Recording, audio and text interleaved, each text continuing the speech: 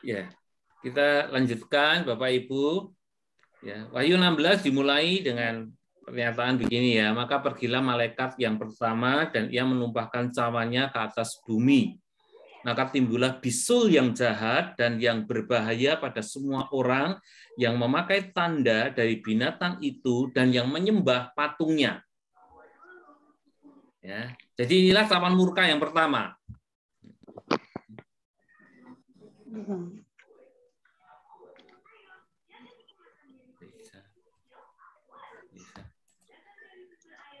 Nah, penjelasannya Bapak Ibu kan berupa bisul ya. Jadi ini suatu penyakit kulit Bapak Ibu yang mengakibatkan penderitaan yang sangat sakit pada fisik maupun jiwanya. Karena begitu menyakitkan ya. Jadi sampai membuat orang yang menderita itu sampai mengalami gangguan ya, gangguan pada kondisi psikologinya. Nah, jadi tadi disebutkan tentang tanda dari binatang. Ya. Ini menunjuk kepada Wahyu 13 ayat 16 sampai 17. Yaitu tanda pada tangan kanan dan dahi, Bapak Ibu. Ya.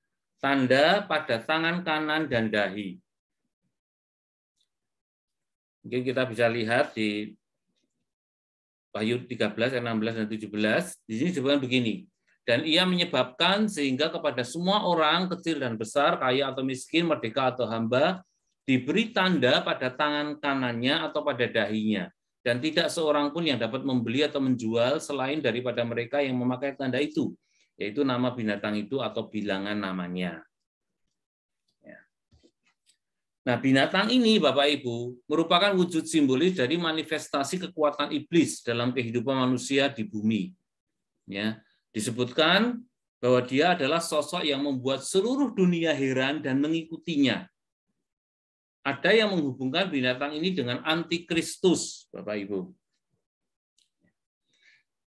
Nah, lalu tadi juga disebutkan tentang menyembah patungnya. Ya, dalam terjemahan New International Version itu worship his image. Jadi patung itu, Bapak Ibu, menunjuk kepada pemberhalaan gambaran binatang yang kepadanya manusia bergantung dan menyembah, Bapak Ibu.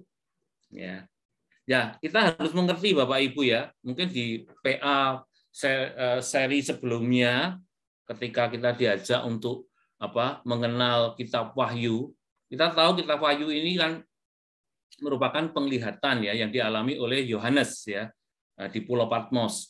Dan Bapak Ibu tahu juga pada saat itu ya, umat Tuhan itu mengalami penderitaan, mengalami aniaya, ya, terutama dari pemerintahan Romawi. Kaisar-kaisar Romawi, Bapak Ibu, pada masa itu sangat umum, Bapak Ibu ya. Mereka membuat atau dibuatkan patungnya. Jadi makanya Bapak Ibu, ada orang yang menganggap bahwa patung di sini menunjuk kepada patung kaisar, ya. Ada yang menganggap binatang itu menunjuk kepada kaisar pada zaman itu, Bapak Ibu. Ya. Bahkan ini terus bergerak di zaman-zaman kemudian, Bapak Ibu. Ya, sampai-sampai saya pernah baca Martin Luther dan Johannes Calvin itu bahkan sampai pernah ya menyebutkan bahwa kepausan itu sebetulnya adalah ya ini binatang yang disebutkan dalam Wahyu 13 itu, Bapak Ibu. Karena kepausan pada saat itu mempunyai kekuasaan yang sangat absolut dan sudah seperti Tuhan, seperti Tuhan.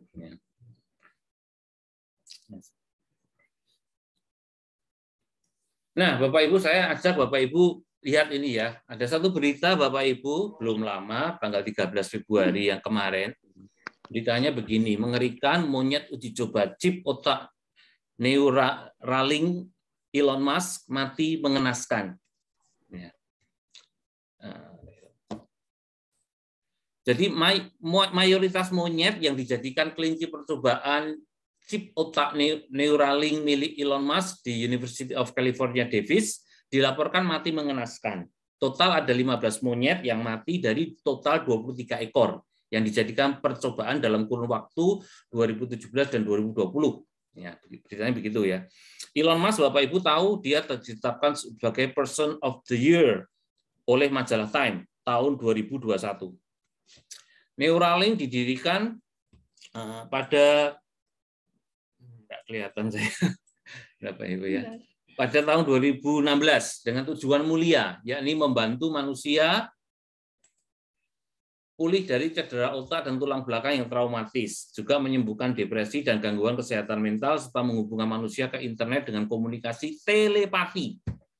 Sebelumnya Elon Musk mengatakan bahwa dia berencana memulai uji coba chip otak Neuralink di manusia pada 2021, namun diundur ke tahun ini 2022.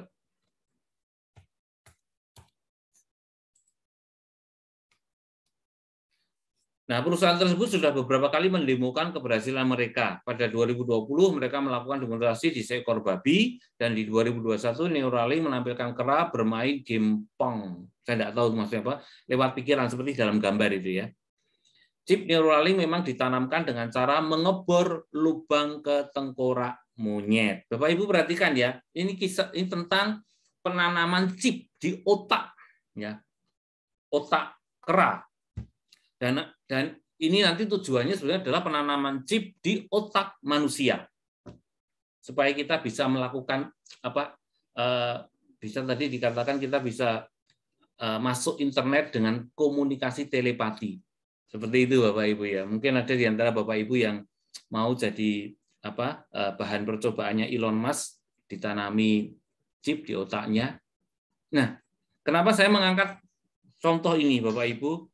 Karena tadi kan disebutkan ya, tanda dari binatang itu ada pada tangan kanan maupun dahinya, ya, dahi Bapak Ibu. Jadi hal-hal seperti ini Bapak Ibu yang mana menurut hemat saya 20-30 tahun yang lalu kita tidak pernah membayangkan, ya. Tapi ternyata sekarang ini menjadi sesuatu yang nyata. Ya, ini sesuatu yang terjadi. Ya kurang lebih samalah Bapak Ibu ya. 20-30 tahun yang lalu kita kan tidak pernah membayangkan kita beribadah secara online ya, mengikuti ibadah lewat YouTube, kan tidak pernah terbayangkan. Tapi ternyata itu menjadi kenyataan. Sekarang ini sedang ada satu gagasan ya yang disebut metaverse, Bapak Ibu ya. Bapak Ibu mesti pernah dengar, pernah baca metaverse. Itu virtual reality, Bapak Ibu. Ya, kita dunia virtual masuk ke dalam dunia digital dan kita punya identitas virtual. Ya. Tapi Bapak Ibu, saya khawatir 20 tahun lagi, 30 tahun lagi itu sudah menjadi kenyataan. Apalagi belakangan saya dengar ada GKI Metaverse. Jadi ibadahnya virtual reality. Saya khawatir Bapak Ibu itu akan bisa menjadi kenyataan. Ya. Tapi melalui pemaparan firman Tuhan pada malam ini, mari Bapak Ibu kita jangan cepat-cepat gembira, jangan kesengsem dengan yang begituan Bapak Ibu, karena ya kita diingatkan ya tanda dari binatang itu ya diberikan kepada manusia, yaitu tanda yang ada di tangan kanan atau maupun di dahinya. Nah, saya ajak Bapak Ibu lihat video berikut ini. Will you call me? Sorry? Will you call me? You mean telephone? Yes. Where? Now. This is right here. This is why I wanted to have lunch. You just phone me? Now?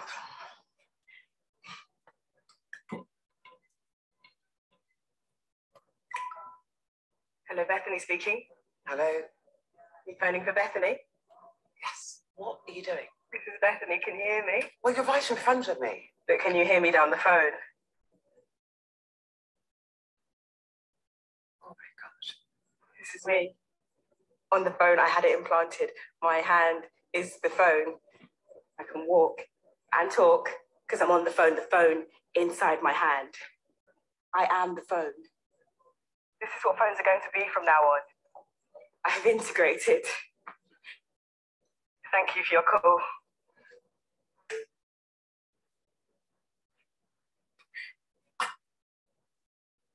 Subdermal implants.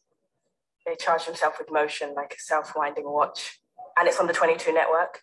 I get signal across 95% of UK mainland, 98 by next year. When I phoned you, it was ringing. You were ringing. That's the speaker. So small. Okay, but when did you get this done? That course in Winchester. I had one finger done every night. I still need to use a handset to phone out. Look.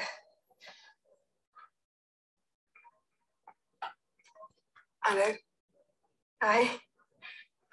Okay, but look, I can't believe you had surgery without telling me. Skin plants, not surgery, and I knew you'd be cross. But I'm 18, and you had that tattoo when you were 18, and it's the same sort of thing. And I wanted to ask you, will you do me a favor? What? Will you tell Dad? Oh, sweetheart. Please, will you tell Dad for me? Ya, Bapak Ibu, ini video tadi tentang handphone ya, ponsel yang ditanamkan di tangan manusia. Ini BBC Bapak Ibu ya yang menayangkan.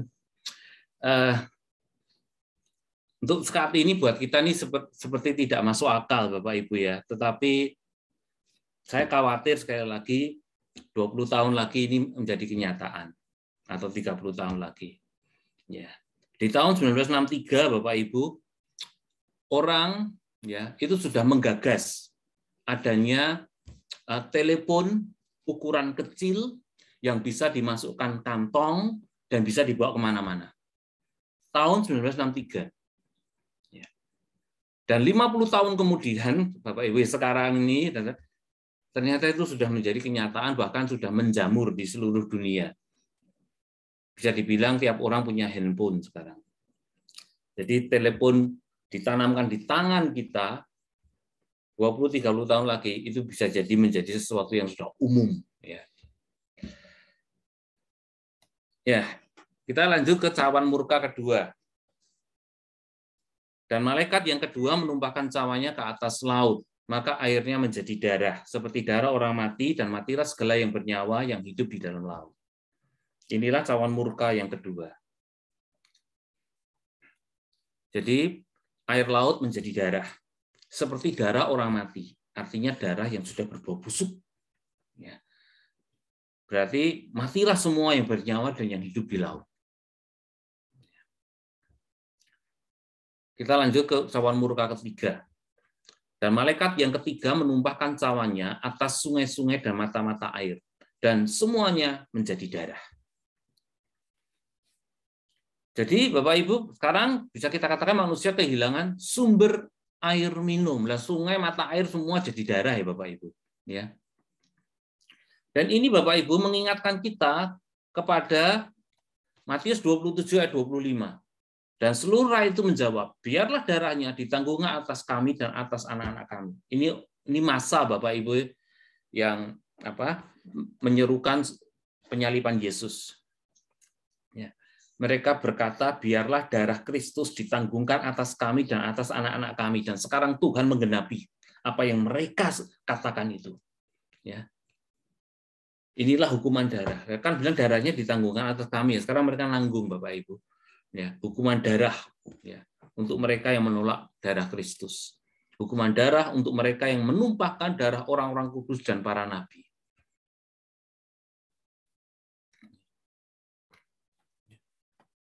Di cawan murka yang ketiga ini, Wahyu 16 melanjutkan begini, dan aku mendengar malaikat yang berkuasa atas air itu berkata, adil engkau yang ada dan yang sudah ada, engkau yang kudus, yang telah menjatuhkan hukuman ini, karena mereka telah menumpahkan darah orang-orang kudus dan para nabi. Engkau juga telah memberi mereka minum darah. Hal itu wajar bagi mereka. Dan aku mendengar mezbah itu berkata, ya Tuhan Allah yang Maha Kuasa, benar dan adil segala penghakiman-Mu. Jadi Bapak Ibu, Tuhan tidak membiarkan perbuatan dosa itu bebas dari hukuman. Tuhan menuntut keadilan bagi darah orang-orang kudusnya. Kita ingat ya, pembunuhan pertama di muka bumi ini yaitu Habel. Habel jadi korban. Dikatakan darah Habel berteriak kepada Tuhan, menuntut keadilan. Dan ternyata Tuhan memang menegakkan keadilan. Keadilan untuk darah orang-orang yang tidak berdosa, tanda kutip ya. Nah, penghukuman Tuhan, Bapak Ibu, tidak pernah keliru dan sudah sepatutnya, karena tadi dikatakan wajar ya, jadi sudah sepatutnya.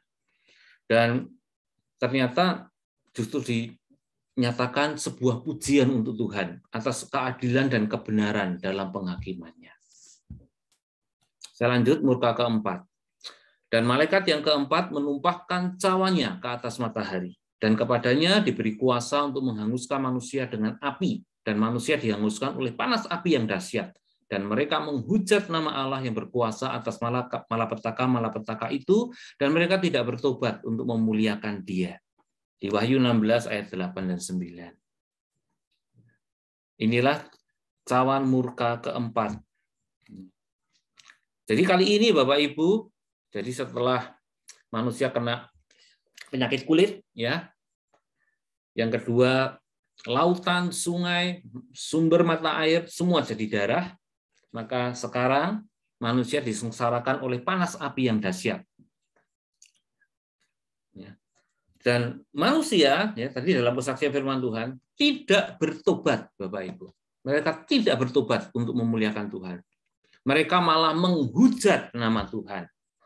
Kalau disebut menghujat nama Tuhan, ya berarti sama dengan mereka menghujat pribadi Tuhan.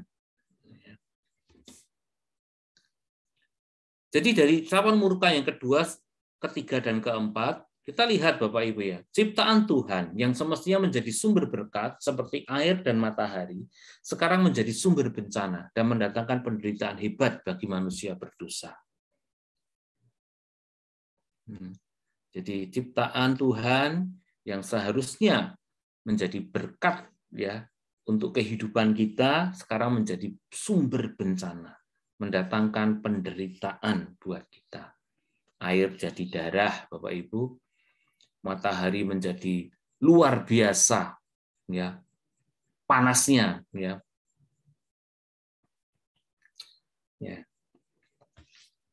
Tahun lalu Bapak Ibu diberitakan puluhan juta orang di India menderita ketika gelombang panas melanda pada Jumat ya 2 Juli 2021 di New Delhi. Gelombang panas yang parah bahkan mencapai 43 derajat Celcius.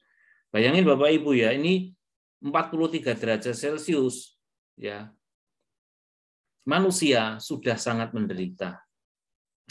Kita kalau kena ini ya panas sampai 43 derajat Celcius, suhu udara 43 derajat, saya percaya kita semua juga akan menderita. Ya, kita semua pasti akan segera, yang punya AC di rumah ya AC-nya pasti dihidupin terus ya. Ya. Mal-mal mungkin jadi rame karena orang lari ke sana untuk cari udara, untuk cari apa? Udara sejuk karena AC. Orang minum terus, minum es. Ini baru 43 derajat. Bagaimana kalau sampai 50 dan sebagainya. Ya. Jadi ini kita lihat betapa kita sebenarnya tidak tahan dengan yang namanya udara maupun cuaca panas.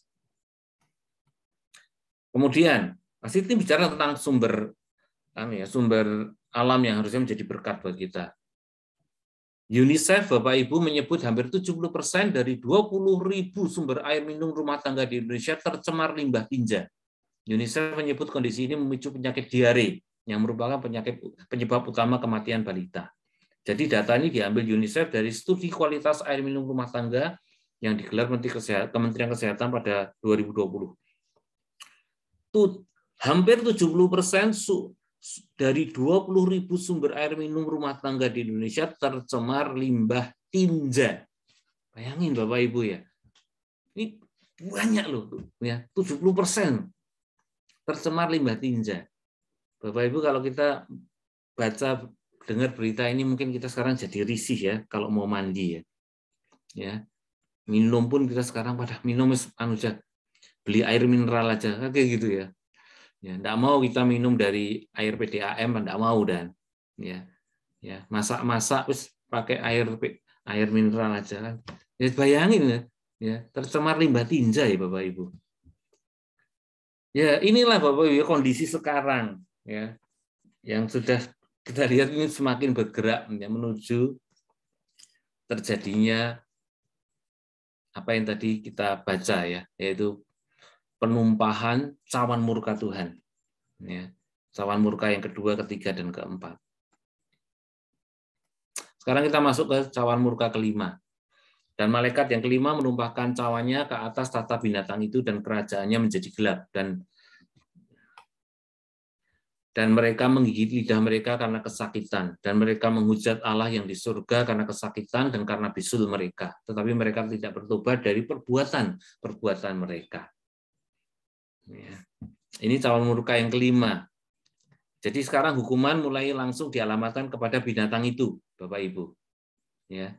Karena apa? Karena disebutkan cawannya ditumpahkan ke atas tahta binatang itu. Kerajaannya menjadi gelap. Artinya seluruh lingkup kekuasaan dan seluruh lingkupnya mengalami penderitaan, ketidaknyamanan, dan kekacauan dampak dari kegelapan. Ya. Bisul membuat malapetaka ini menjadi kesakitan yang luar biasa. Ya jelas Bapak Ibu bayangkan ya. Kalau kita mengalami penyakit kulit yang parah, lalu kita tidak bisa membersihkan, ya karena apa? Karena semua air menjadi darah. Terus udara luar biasa panasnya, Bapak Ibu ya, benar-benar melampaui batas kemampuan kita untuk menahannya. Lalu ditambah gelap, tidak ada penerangan, tidak ada cahaya, tidak ada listrik. Bayangin Bapak Ibu ya, kayak apa itu? Orang yang sakit tuh bisa jadi ya jadi gila semua Bapak Ibu ya, karena penderitaannya itu berlipat ganda jadinya. Dan perhatikan, mereka tetap tidak bertobat dan tetap menghujat Tuhan. Karena apa ya? Karena tidak ada roh Tuhan pada diri mereka sudah. Ya, roh Tuhan sudah meninggalkan mereka. Bapak Ibu, saya bandingkan ya. Pernah terjadi Bapak Ibu di tahun 2019 bulan Agustus, itu listrik padam se-Jakarta, Banten, Jabar.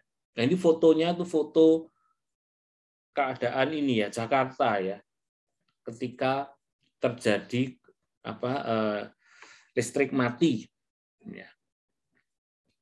Dan Bapak Ibu tahu Jokowi marah, Bapak Ibu. Ya. Kejadian ini membuat Presiden marah. Ya karena bisa dibayangkan Bapak Ibu ya, kerugian besar ya pasti terjadi. Ya. Ini baru Jakarta, Banten, Jabar yang mati listrik. Bagaimana kalau seluruh Pulau Jawa mati listriknya? Bagaimana kalau seluruh Indonesia, ya, seluruh wilayah Indonesia mati listrik? Bagaimana kalau seluruh dunia mati listrik? Kita takut untuk membayangkan, Bapak Ibu ya, karena itu akan menjadi sebuah bencana yang sangat-sangat mengerikan. Nah, cawan murka ke-6.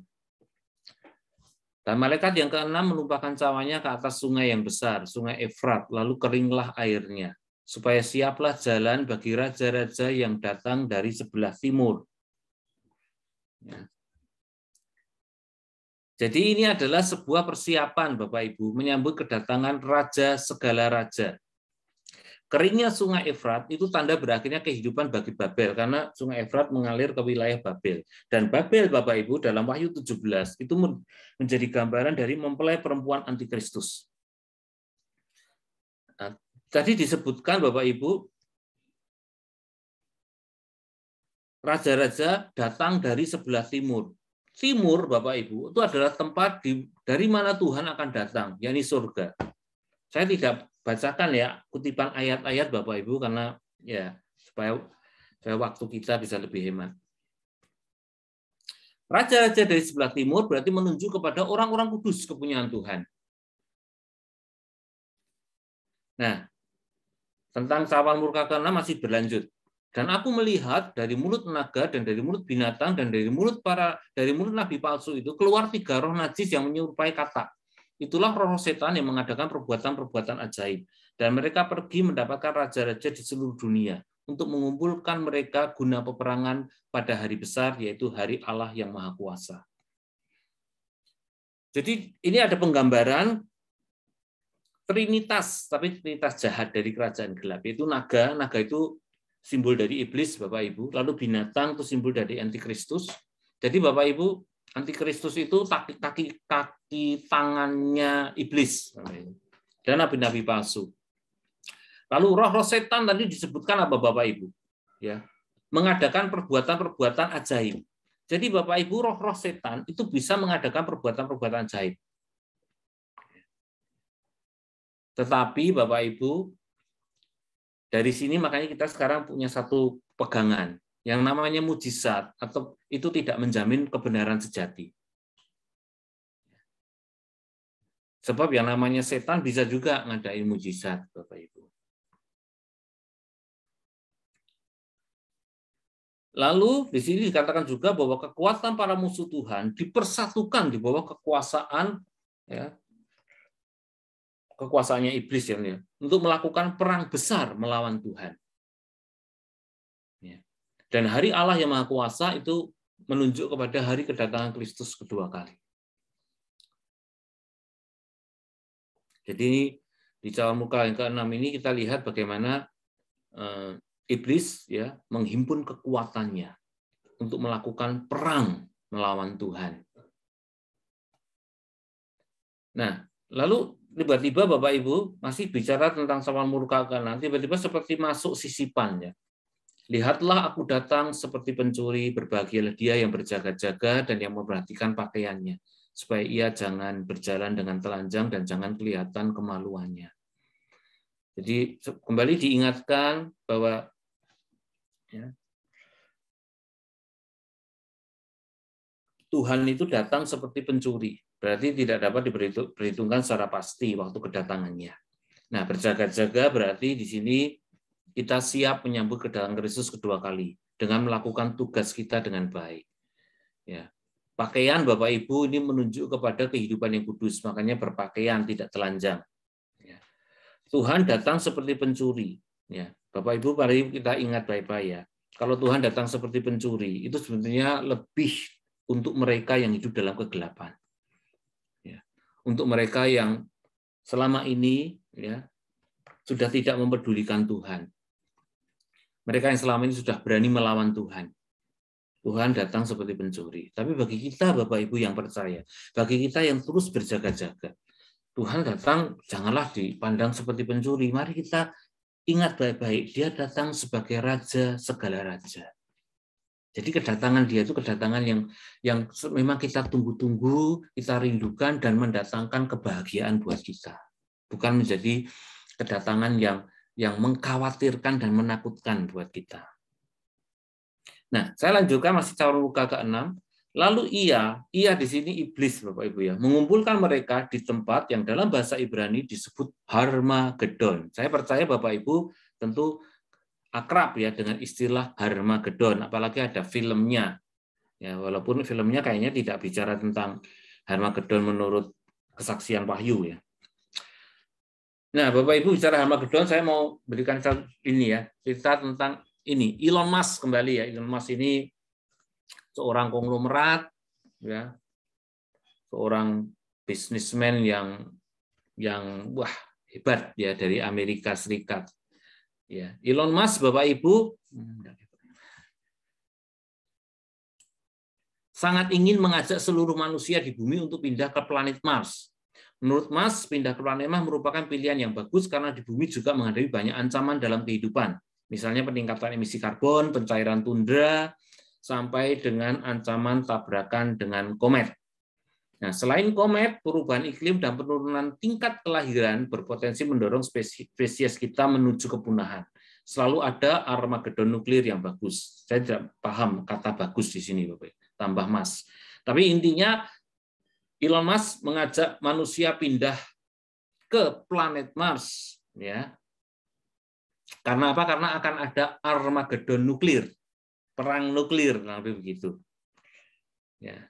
Jadi lihat Bapak Ibu, Elon Musk mengajak umat manusia pindah ke planet Mars, meninggalkan bumi ini.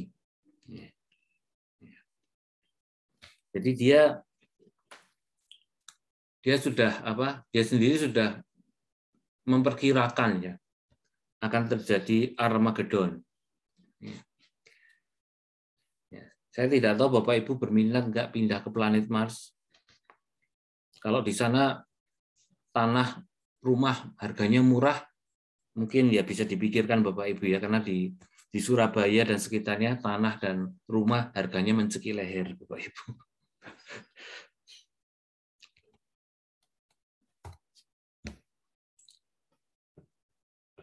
Nah, Bapak Ibu, kita bicara tentang Armageddon. Armageddon itu adalah ya orang memahami tempat terjadinya peperangan terakhir iblis dan kerajaannya melawan Tuhan.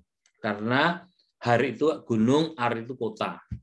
Ada yang menghubungkan Armageddon itu yang kalau Har-nya dihilangkan menjadi Magedon ya, dengan sebuah tempat bernama Megiddo. Itu ada di Perjanjian Lama. Ada yang mengartikan Armageddon sebagai simbol peperangan terakhir antara kejahatan dan kebaikan. Ada yang mengartikan Armageddon sebagai peperangan rohani antara Kristus melawan iblis. Bapak Ibu, Armageddon tidak menunjuk tempat tertentu secara hurufiah, Bapak Ibu, tetapi ini memiliki makna simbolis tentang peperangan terakhir iblis dengan seluruh kekuatannya ya, melawan Tuhan. Kapan? Kita tentu tidak tahu, Bapak Ibu ya. Persisnya kapan kita nggak tahu. Tapi itu akan terjadi, Bapak Ibu. Ya. Ada yang bilang Armageddon ini terjadi sebelum kerajaan 1000 tahun, kerajaan milenium. Tapi ada juga yang mengatakan Armageddon akan terjadi setelah kerajaan 1000 tahun. Nah, kita nggak tahu, Bapak Ibu ya, mana yang benar. Ya, tapi kita pasti akan tahu nanti, ya, ketika semuanya ya terjadi ya seluruh dengan waktu Tuhan. Nah, cawan murka ketujuh. Dan malaikat yang ketujuh menumpahkan cawannya ke angkasa. Dan dari dalam bait suci kedengaranlah suara yang nyaring dari tahta itu, katanya sudah terlaksana. Setan, Bapak Ibu, ya, itu penguasa kerajaan angkasa, Bapak Ibu ya, di Efesus 2 ayat 2 dikatakan begitu. Dan Bapak Ibu tahu ya, di angkasa itu terdapat segala komunikasi dan informasi yang dikirim melalui gelombang udara. Ya. Ya, jadi kalau menjadi penguasa angkasa itu, dia bisa dikatakan menguasai bumi, Bapak Ibu. Ya, karena di udara lah ya komunikasi dan informasi itu ya mengalir ke sana sini. Nah, hukuman terakhir Bapak Ibu ini berarti serangan kepada iblis dengan menghancurkan wilayah mereka sendiri. Murka Tuhan terhadap semua musuhnya telah terlaksana dan berakhir, karena tadi dikatakan telah terlaksana. Masih berlanjut, cawan murka ketujuh, maka memancarlah langit kilat dan menderulah bunyi guru dan terjadilah gempa bumi yang dahsyat seperti belum pernah terjadi sejak manusia ada di atas bumi. Begitu hebatnya gempa bumi itu, lalu terbelahlah kota besar itu menjadi 3 bagian dan runtuhlah kota-kota bangsa-bangsa yang tidak mengenal Allah. Maka teringatlah Allah akan Babel yang besar itu untuk memberikan kepadanya cawan yang penuh dengan anggur kegeraman murkanya. Dan semua pulau hilang lenyap, dan tidak ditemukan lagi gunung-gunung, dan hujan besar seberat 100 pon jatuh dari langit menimpa manusia. Dan manusia menghujat Allah karena malapetaka hujan es itu. Sebab malapetaka itu sangat dahsyat. Jadi Bapak Ibu, di cawan murka ketujuh, seluruh alam semesta menjadi petaka dahsyat. Tidak ada seorang pun yang bisa menahan murka Tuhan. Kilat, bunyi guru, gempa bumi, hujan es. Dan Babel, Bapak Ibu, kembali sebagai simbol permusuhan melawan Tuhan, mendapat hukuman amat berat karena mengalami cawan yang penuh dengan anggur kegeraman murkanya. Malapetaka dahsyat ternyata Bapak Ibu sekali lagi tidak membuat manusia bertobat. Seperti Firaun di Mesir yang selalu mengeraskan hati, ya, ternyata manusia malah mengutuki Tuhan. Ya, Bapak Ibu, dari 7 cawan murka ini apa yang bisa kita pelajari? Pertama, Bapak Ibu, 7 tahun murka Allah menyatakan bahwa pada waktunya Tuhan menegakkan keadilan dan kebenaran terhadap para pengikut iblis yang telah menumpahkan darah orang-orang kudus dan para nabi. Ya, jadi 7 tahun murka Allah ini adalah pembuktian bahwa akan tiba waktunya Tuhan menegakkan keadilan dan kebenaran. Ya. Menghancurkan iblis, ya, menghancurkan seluruh kuasa jahat ya, yang selama ini telah mencelakai ya, umatnya. Jadi Bapak Ibu, kalau sehari ini masih ada orang yang berseru, Tuhan, mengapa kami harus mengalami semua ini? Tuhan, mengapa kami hidup benar, tapi kami justru dicelakai orang-orang jahat? Kenapa Tuhan mereka menjahati kami, tapi mereka kok hidupnya kelihatannya enak-enak saja, ya, malah kelihatan lebih sejahtera daripada kami dan sebagainya, Bapak Ibu. Ya, kita mungkin sering mempertanyakan hal ini kepada Tuhan, kita tidak mengerti Tuhan, kenapa? Nah, Bapak Ibu, Tuhan bukannya diam saja. Tuhan bukannya tidak mau tahu. Tuhan tahu semua itu. Tetapi ya, memang Tuhan menunggu waktunya. Ya, pada waktunya nanti. Nah, di sini Bapak Ibu ya, keadilan dan kebenaran Tuhan nyatakan dan tidak tanggung-tanggung. Pembalasan itu hak Tuhan, Bapak Ibu. Kita jadi ingat ya, ya Tuhan akhirnya memang menyatakan pembalasannya. Ya. Dan sekaligus berarti ini keadilan dan kemenangan milik orang-orang percaya. Ini pelajaran pertama buat kita, Bapak Ibu. Yang kedua, kondisi sangat menyedihkan dan mengerikan adalah ketika tidak ada pertobatan. Yang ada justru menjadi semakin bebal, semakin mengeraskan hati dan pikiran. Itu yang terjadi pada para pengikut iblis dan mereka yang kerasukan roh antikristus. Walaupun sudah ditimpa aneka hukuman dan kesakitan, mereka tidak mau bertobat dan malah semakin keras menghujat Tuhan. Ya, ini kan tadi yang kita dapatkan, Bapak Ibu ya, beberapa kali dinyatakan. Mereka malah bukannya sadar, menyesal, bertobat, minta ampun sama Tuhan, enggak. Mereka justru malah marah kepada Tuhan. Mereka menyerang Tuhan. Ya, mereka menghujat Tuhan. Nah, dari sini kita lihat ya, ternyata ini hal yang sangat menyedihkan dan mengerikan ketika tidak ada pertobatan. Berbahagialah kita yang mau bertobatnya di dalam hidup ini sebelum semuanya terlambat. Pelajaran ketiga buat kita, keselamatan itu anugerah Tuhan, Bapak Ibu. Kita semua mengimani dan mengamini ini. Tetapi penghakiman itu atas dasar perbuatan manusia. Pada hari penghakiman, Bapak Ibu, Tuhan tidak bicara soal kasih dan anugerah. Dia melihat perbuatan dan tanggung jawab manusia. Jadi di sini Bapak Ibu memang kita lihat ya, bagaimana Tuhan benar-benar ya, membalas orang berdasarkan apa yang sudah dia lakukan. Ada pernyataan yang bagus Bapak Ibu ya, salvation is by grace, but judgment is by work. Dan salvation involves responsibility. Jadi keselamatan itu karena anugerah, tetapi penghakiman itu karena perbuatan. Dan keselamatan itu mencakup ya tanggung jawab. Jadi kalau kita semua menerima keselamatan, itu kasih karunia Tuhan, mutlak kasih karunia Tuhan, betul. Tetapi Bapak Ibu, keselamatan menuntut pertanggungjawaban dari kita. Kalau kita menerima anugerah Tuhan, tapi kita tidak menghargai anugerah Tuhan, malah kita sangat merendahkan ya karunia Tuhan ini. Kita mendapat keselamatan, tetapi hidup kita hidup yang tidak pernah mempermuliakan Tuhan, kita tidak mau mendengarkan apa kata Roh Kudus, ya. Kita melakukan banyak perbuatan dosa, kita malah melawan Tuhan, kita terus menentang Tuhan. Nah, pada hari penghakiman, Tuhan akan menuntut tanggung jawab itu dari kita. Jadi kalau Bapak Ibu ditanya, apakah keselamatan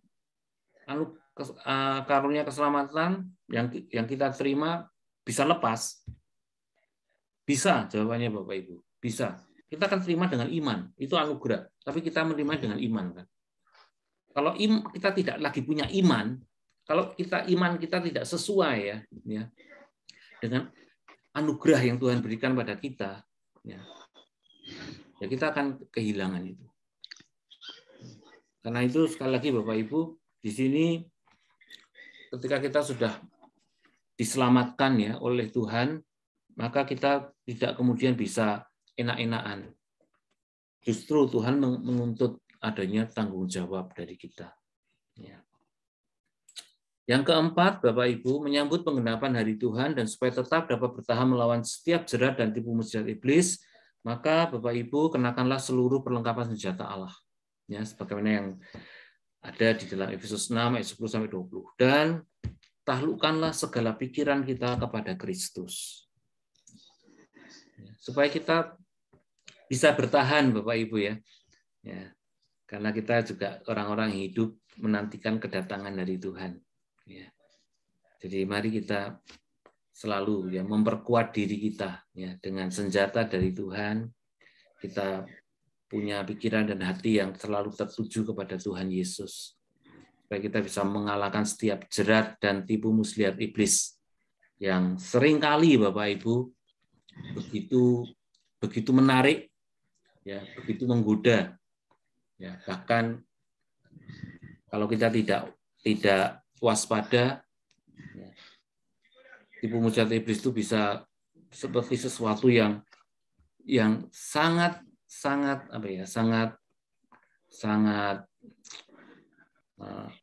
religius, sangat rohani bisa.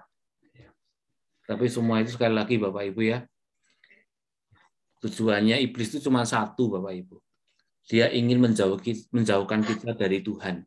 Dia ingin supaya kita tuh melawan Tuhan, menentang Tuhan, memusuhi Tuhan.